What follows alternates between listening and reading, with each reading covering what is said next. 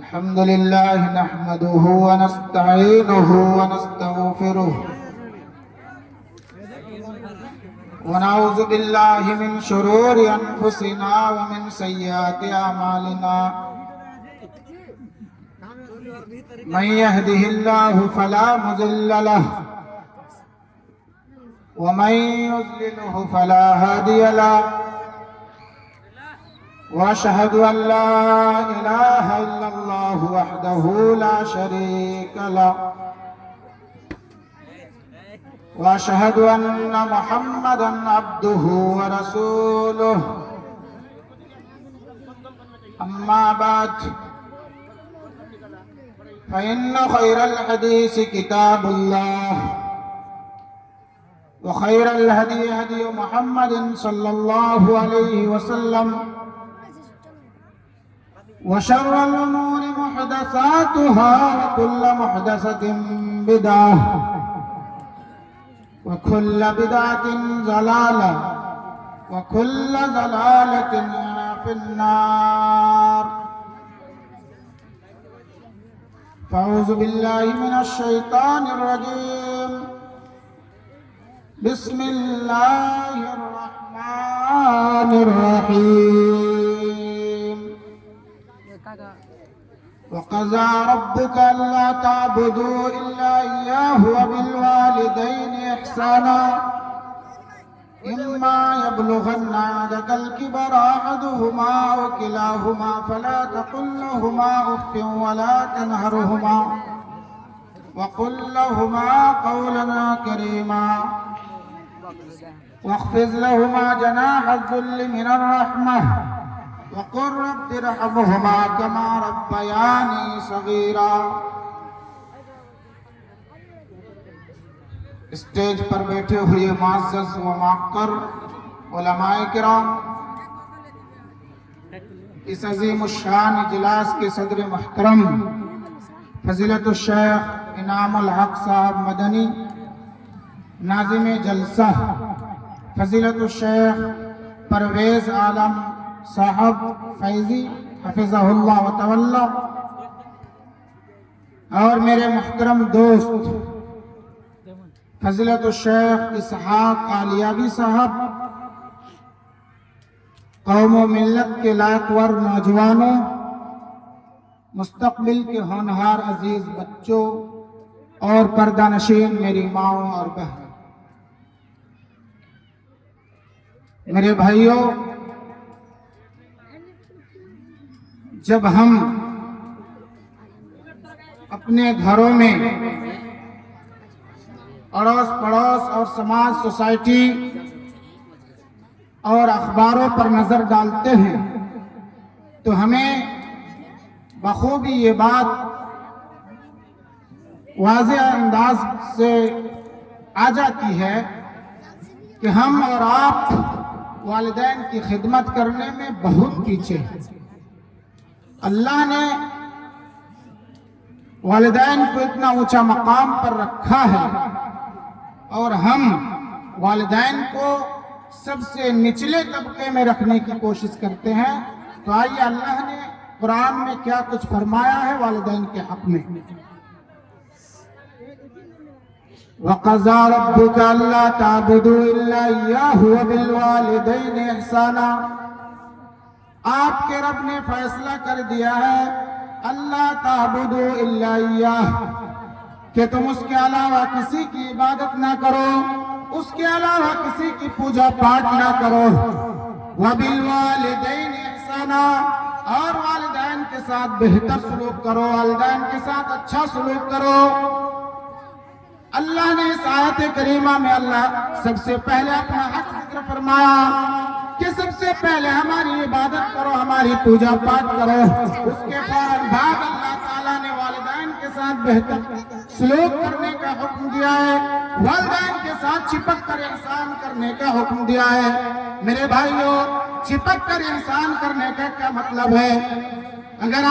اگر والدین ماں یا باپ بستر میں پیشاب و پاخانہ کر رہے ہیں تو ہمیں اور آپ کو والدین کے بستر کے پیشاب و پاخانہ کو صاف بھی کرنا پڑے گا۔ میرے پیارے ساتھیوں، والدین کے ساتھ چپک کر احسان کرنے کا مطلب یہ بھی ہے، اگر آپ کے ماں باپ یا والدین میں سے کوئی ایک یا دونوں بستر میں پڑے ہوئے ہیں، اس کا پیر ٹوٹ گیا ہے یا اس کا ہاتھ ٹوٹ گیا ہے، یا اتنا کمزور ہے، اتنا لاغر ہے کہ وہ بستر سے اٹھ کر نہیں جا پا رہے ہیں، اور وہ کہتے ہیں اے میرے بیٹے میں اتنا کمزور ہوں، اتنا لاغر ہوں، بستر میں رہ رہ کر تھک چکا ہوں، اے میرے بیٹے مجھے تھوڑا باہر ٹہلواؤ، تو چپک کر احسان کرنے کا مطلب یہ ہے کہ آپ کو والدین کو اپنی پشت پر اٹھا کر باہر ٹہلوانا بھی پڑے گا۔ میرے پیارے ساتھیوں، لیکن آج کل تو اس کا الٹا ہو رہا ہے۔ کیا مطلب؟ میرے ایک شخص ایسا تھا کہ ان کے والد محترم کو بڑی کھانسی ہوتی تھی، دمہ امہ کی انہیں بیماری تھی۔ میرے بھائیوں، اس آدمی نے اپنا بیٹا سے، اپنا چھوٹا سا بچہ سے کہہ رہا ہے اے میرے بیٹے یہ کمبل لو اور تمہارے دادا کو چھپر میں رکھ کر آؤ۔ چھوٹا سا بچہ، دیکھیے کتنا ذہین ہے، کتنا تیز ہے۔ میرے بھائیوں، وہ چھوٹا سا بچہ وہ کمبل کو لے کر، اپنے دادا کو لے کر اس چھپر کے پاس چلے گئے۔ وہاں پر جانے کے بعد وہ بچہ اس کمبل کو 2 حصوں میں تقسیم کر دیا، ایک حصہ اپنا دادا کو دے دیے اور ایک حصہ وہاں سے ریٹرن گھر لے کر آ گئے۔ باپ نے دیکھا اے میرے بیٹے یہ کمبل کیوں لائے ہو؟ بیٹا نے کہا اے میرے ابو یہ کمبل آپ کے لیے ہے۔ وہ کیسے؟ سنیے، میں جب بڑا ہوں گا، جب ہماری عمر 20 سال یا 22 سال کی ہوگی اور اس وقت ہماری شادی ہوگی، ہمارے بچے پیدا ہوں گے اور آپ کی جب طبیعت خراب ہوگی، آپ کو بھی کھانسی ہوگی یا آپ کو بھی بخار ہوگا، تو اس وقت میں بھی اپنا بیٹا سے کہوں گا اے میرے بیٹے یہ کمبل لو اور تمہارے دادا کو چھپر میں رکھ کر آؤ، یہ کمبل آپ کے لیے ہے۔ میرے بھائیوں، عبرت کے لیے اس منظر کو بھی ذرا یاد کیجئے کہ ایک شخص ایسے بھی تھا کہ وہ اپنا باپ کو چوراہے کی طرف لے کر گھسیٹتے ہوئے چوراہے کی طرف لے جا رہے تھے۔ باپ نے کہا بیٹا بس کر اور مت گھسیٹ۔ بیٹا نے کہا کیوں؟ ابے چپ اور میں تمہیں گھسیٹوں گا۔ پھر گھسیٹنا شروع کر دیے۔ میرے بھائیوں، پھر گھسیٹ رہے ہیں۔ باپ نے پھر سے کہا اے میرے بیٹے اور مت گھسیٹ، یہیں تک گھسیٹ۔ بیٹا نے کہا کیوں نہیں گھسیٹوں گا؟ باپ نے کہا اے میرے بیٹے میں بھی اپنے باپ کو یہیں تک گھسیٹا تھا۔ میرے پیارے ساتھیوں، یعنی آپ جس طرح اپنے باپ کے ساتھ کریں گے، آپ کی اولاد بھی آپ کے ساتھ اسی طرح کرنے کے لیے تیار ہے۔ کما تدین و تدان، جیسی کرنی ویسی بھرنی، یعنی اگر آپ اپنے والدین کو ستائیں گے، اگر آپ اپنے والدین کے ساتھ بہتر سلوک نہیں کریں گے، یقیناً آپ کی اولاد بھی آپ کے لیے تیار ہے۔ میرے پیارے ساتھیوں، آپ اپنے والدین کے ساتھ بہتر سلوک کیجئے، کیونکہ اللہ کا فرمان ہے اما یبلغن عندک الکبر احدہما او کلاہما، ہاں ان میں سے کوئی ایک یا دونوں تمہارے سامنے بڑھاپے کی عمر کو پہنچ جائے، فلا تقل لہما اف ولا تنہرہما، تو تم انہیں اف تک نہ کہو اور نہ ہی انہیں جھڑکو، اور ان کے حق میں دعا کیا کرو کہ میرے رب ان پر رحم فرما، جیسا کہ انہوں نے رحمت و شفقت کے ساتھ بچپن میں میری پرورش کی۔ میرے پیارے ساتھیوں، دین اسلام میں والدین کی بڑی اہمیت و فضیلت ہے، اور جو مقام و مرتبہ اور عزت و عظمت اسلام نے دی ہے وہ کسی دھرم نے، کسی قوم نے دی۔ یہی وجہ ہے کہ جب ہم قرآن مجید اور حدیث نبویہ کا مطالعہ کرتے ہیں تو ہمیں معلوم ہوتا ہے کہ اللہ تعالیٰ اپنی کتاب مقدس میں متعدد جگہ پر اپنی اطاعت و فرمانبرداری کے ساتھ ساتھ والدین کے ساتھ بہتر سلوک کرنے کا حکم دیا ہے۔ اللہ کا فرمان وَاعْبُدُوا اللَّهَ وَلَا تُشْرِكُوا بِهِ شَيْئًا وَبِالْوَالِدَيْنِ إِحْسَانًا، تم اللہ کی عبادت کرو اور اس کے ساتھ کسی کو شریک نہ بناؤ، وَبِالْوَالِدَيْنِ إِحْسَانًا، اور والدین کے ساتھ بہتر سلوک کرو۔ میرے پیارے ساتھیوں، یہاں پر بھی اللہ تعالیٰ نے سب سے پہلے اپنا حق ذکر فرمایا، کہا کہ سب سے پہلے ہماری پرورش ہونی چاہیے، ہماری عبادت ہونی چاہیے۔ اس کے فوراً بعد اللہ تعالیٰ نے والدین کے ساتھ بہتر سلوک کرنے کا حکم دیا ہے۔ میرے بھائیوں ذرا تصور کرو، یہاں پر اللہ تعالیٰ نے قرآن کریم کے اندر ڈھیر ساری ایسی جگہ ہیں جہاں پر اللہ تعالیٰ نے سب سے پہلے اپنا حق ذکر فرمایا اور اس کے فوراً بعد والدین کے ساتھ بہتر سلوک کرنے کا حکم دیا ہے۔ اس سے آپ تصور کر سکتے ہیں کہ اللہ نے والدین کو کتنے اونچے مقام پر رکھا ہے۔ اپنا حق کے فوراً بعد اللہ تعالیٰ کسی دوسری چیزوں کا ذکر کر سکتے تھے، اپنی بیویوں کے ساتھ بہتر سلوک کرنے کا حکم دے سکتے تھے، اڑوس پڑوس اور سماج سے اڑوس پڑوس کے ساتھ بہتر سلوک کرنے کا حکم دے سکتے تھے، اپنی بیویوں کے ساتھ بہتر سلوک کرنے کا حکم دے سکتے تھے، اپنی اولاد کے ساتھ بہتر سلوک کرنے کا حکم دے سکتے تھے، لیکن اللہ نے ایسا نہیں کیا۔ মাদ্রাসার ওস্তাদিরা আপনারা بھائیوں ذرا اس وقت کو یاد کرو جب آپ چھوٹے تھے، جب آپ چوزے تھے، جب آپ کی کوئی حیثیت نہیں تھی، جب آپ کی کوئی قدر و منزلت نہیں تھی، اس وقت آپ کے والدین نے آپ کو پڑھایا لکھایا، ڈاکٹر بنایا، انجینئر بنایا، آفیسر بنایا، ماسٹر بنایا، صرف اس امید کے ساتھ کہ میں ابھی تندرست ہوں، میرا جسم ٹھیک ٹھاک ہے، میں ڈاکٹر ہوں، میں پیسے کما رہا ہوں اور میں اپنا بیٹا کو پڑھا رہا ہوں، لکھا رہا ہوں، تاکہ میرے ساتھ ایسا بھی ہو سکتا ہے کہ جب میں بوڑھا بن جاؤں گا تو اس وقت مجھے یا میرا پیر ٹوٹ جائے گا یا ہاتھ ٹوٹ جائے گا، اس وقت ہمیں بہت ساری چیزوں کی ضرورت پڑے گی۔ میں جب بیٹا کو پڑھا رہا ہوں، نوکری لگا رہا ہوں یا ڈاکٹر بنا رہا ہوں، اس وقت ہمیں دوا کی ضرورت پڑے گی، ہمیں کپڑوں کی ضرورت پڑے گی، ان چیزوں کی ہمیں ضرورت پڑے گی، اس وقت ہمارے بیٹے ہمیں لا کر دیں گے۔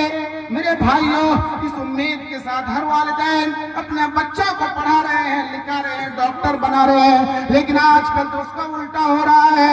والدین کی ہم اور آپ خدمت نہیں کرتے ہیں، ہم اور آپ انجینئرنگ کورس کر چکے ہیں، ڈھیر سارے پیسے کما رہے ہیں، لیکن ہم اور آپ والدین کے ساتھ بہتر سلوک نہیں کر رہے ہیں۔ ہم اور آپ پیسے کما رہے ہیں لیکن اپنی بیوی اور بال بچوں کے ساتھ خوشحال زندگی گزار رہے ہیں۔ ہماری ماں اور ہماری باپ ٹکٹکی لگا کر دیکھتے ہیں کہ ہم نے بچپنے میں جو ہم پیسہ کما رہے تھے کہ ہم نے اپنا بیٹا کو پڑھایا لکھایا، اب وہ نوکری کر رہے ہیں، پیسے کما رہے ہیں تو بڑھاپے میں ہمارا ساتھ دیں گے۔ میرے بھائیوں لیکن آج تو اس کا الٹا ہو رہا ہے۔ میرے پیارے ساتھیوں، اگر آپ کے والدین آپ سے ناراض ہیں اب تو اللہ تعالیٰ بھی آپ سے ناراض ہوں گے، اگر آپ کے والدین آپ سے خوش ہیں تو اللہ تعالیٰ بھی آپ سے خوش ہیں۔ میرے پیارے ساتھیوں یہ بات میں اپنی جانب سے نہیں بول رہا ہوں، شاہ نواز کریم نہیں بتا رہے ہیں، بلکہ امام کائنات جناب محمد رسول اللہ صلی اللہ علیہ وسلم نے فرمایا رضا الرب فی رضا الوالدی وسخط الرب فی سخط الوالدی، رب کی رضامندی والد کی رضامندی میں ہے اور رب کی ناراضگی والد کی ناراضگی میں ہے۔ میرے بھائیوں کیا ہے ہم اور آپ والدین کو ستا رہے ہیں، والدین کے ساتھ اچھا برتاؤ نہیں کر رہے ہیں، کل قیامت کے دن آپ پکڑے جائیں گے اور اس وقت آپ کوئی جواب نہیں دے سکتے ہیں۔ میرے بھائیوں والدین کو اللہ تعالیٰ نے بہت اونچا مقام پر رکھا ہے، جانتے ہیں یہ ایک مرتبہ اللہ کے نبی جناب محمد رسول اللہ صلی اللہ علیہ وسلم صحابہ کرام کے پاس بیٹھے ہوئے تھے اور اللہ کے نبی نے کہا کہ اس شخص کی ناکھاک آلود ہو، وہ شخص ہلاک و برباد ہو جائے، اس شخص کی ناکھاک آلود ہو۔ صحابہ کرام تڑپ اٹھے اور عرض کیا کہ اللہ کے رسول کس کی ناکھاک آلود ہو؟ صحابہ کرام کی اس بات پر امام کائنات جناب محمد رسول اللہ صلی اللہ علیہ وسلم نے فرمایا من ادرک والدیہ علی الکبر احدہما وکلاہما ثم لم يدخل الجنہ۔ اے صحابہ سنو کہ اس شخص کی ناکھاک آلود ہو جن کے والدین میں سے کوئی ایک یا دونوں بڑھاپے کی عمر میں پہنچ چکا ہو اور اس کی خدمت کر کے ان کو پیسے دے کر کے ان کی ضروریات کی چیزوں کو پورا نہ کر کے اپنے آپ کو جنت کا حقدار نہ بنایا ہو، وہ شخص ہلاک و برباد ہو جائے، وہ شخص ختم ہو جائے۔ میرے پیارے ساتھیوں تمام والدین سے میں کہنا چاہتا ہوں کہ آپ بھی اپنے بیٹا کو حافظ قرآن بنائے، اپنا بیٹا کو حافظ قرآن بنائے، کیونکہ حافظ قرآن کی بڑی اہمیت ہے، بڑی فضیلت ہے۔ میرے پیارے ساتھیوں हाफिज कुरान अगर आप अपने बेटा को बनाएंगे तो कल क़यामत के दिन आपको जन्नत का ताज पहनाया जाएगा और कहा जाएगा कि हाफिज कुरान का बाप है, ये हाफिज कुरान की माँ है। मेरे प्यारे साथियों, हाफिज कुरान की बड़ी अहमियत है। अभी आप जो सुनने के लिए आए हैं जलसा, ये प्रोग्राम, यहाँ पर हाफिज कुरान इस इदारा में हाफिज कुरान बनाए जाते हैं, कुरान याद कराए जाते हैं। मेरे प्यारे साथियों, जरा तसव्वुर करो, अल्लाह के नबी ने हाफिज कुरान को सबसे बेहतर शख्स कहा है, सबसे बेहतर इंसान कहा है। खैरुकुम मन तअल्लमल कुरान व अल्लमह, तुम में से सबसे बेहतर शख्स वो है जो कुरान को सीखे और दूसरों को सिखाए। मेरे प्यारे साथियों, अल्लाह के नबी ने डॉक्टर को बेहतर शख्स नहीं कहा, अल्लाह के नबी ने इंजीनियर को बेहतर शख्स नहीं कहा, अल्लाह के नबी ने हीरो को बेहतर शख्स नहीं कहा, बल्कि इमाम ने कायनात ने किसको बेहतर शख्स कहा है कि जो कुरान को सीखे और दूसरों को सिखाए। मेरे प्यारे साथियों, आपसे मेरी अपील है, गुजारिश है, आपको मैं ये पैगाम देकर जाना चाहता हूँ मेरे भाइयों कि आप अपना बेटा को हाफिज कुरान बनाएं, क्योंकि कुरान की बहुत अजमत है। कुरान की अजमत पर अल्लाह के नबी की उस हदीस को याद करो, मन क़रा हरफन मिन किताबिल्लाहि फलहु बिही हसनतुन, कि जिस शख्स ने अल्लाह की किताब में से एक भी हर्फ पढ़ लिया, फलहु बिही हसनतुन, तो उसके लिए एक नेकी है। और ये नेकी कितनी बड़ी होगी, दर्जे के एतबार से कैसी होगी, वल हसनतु बिअशरि अमसालिहा, कि एक नेकी 10 गुना ज्यादा है। यानी अगर आप कुरान की एक हर्फ पढ़ेंगे तो आपको 10 नेकी नहीं मिलेगी, एक नेकी नहीं मिलेगी, बल्कि आपको 10 नेकी मिलेगी। मेरे भाइयों, अल्लाह के नबी आगे फरमाते हैं, ला अक़ूल अलिफ लाम मीम हर्फुन, मैं ये नहीं कहता कि अलिफ लाम मीम एक हर्फ है, वलाकिन अलिफुन हर्फुन, अलिफ लाम, वलाकिन अलिफुन हर्फुन, अलिफ, लेकिन अलिफ एक हर्फ है, व लामुन हर्फुन, और लाम एक दूसरा हर्फ है, व मीमुन हर्फुन, और मीम एक तीसरा हर्फ है। मेरे प्यारे साथियों, कुरान की एक हर्फ पढ़ेंगे तो आपको 10 नेकी मिलेगी। जरा बताइए, इस कुरान जैसी कोई किताब है इस कायनात के अंदर? ये एक हर्फ पढ़ेंगे तो आपको 10 नेकी मिलेगी। इस कायनात के अंदर कोई ऐसी किताब नहीं है जो एक हर्फ पढ़ने पर 10 नेकी मिलेगी।